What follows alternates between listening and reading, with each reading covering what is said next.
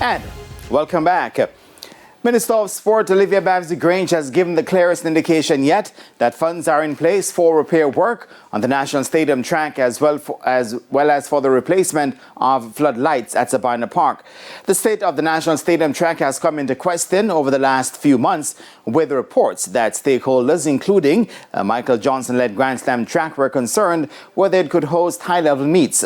With the Boys and Girls Championships set for March 25 to 29 and the Grand Slam track event to take place from April 4 to 6, Minister Grange says all is being done to ensure the track is resurfaced in time for both events. We're just going to work to achieve having the track ready. That's as much as I can say at this time. We're going to do absolutely anything and everything that is humanly possible. Meanwhile, Mr. Grange has confirmed that funds have been identified for the upgrading of the floodlights at Sabina Park in time to host the anticipated day-night test between the West Indies and Australia in July.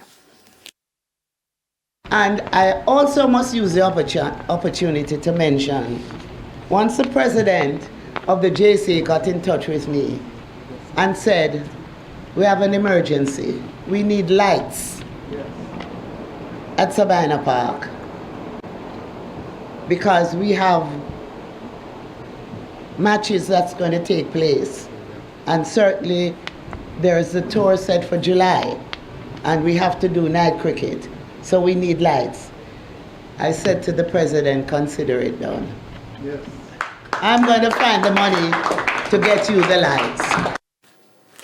And as for the amounts to replace the lights, we're just tidying up a little technicality with the president, and we will be providing the advance shortly to secure the lights.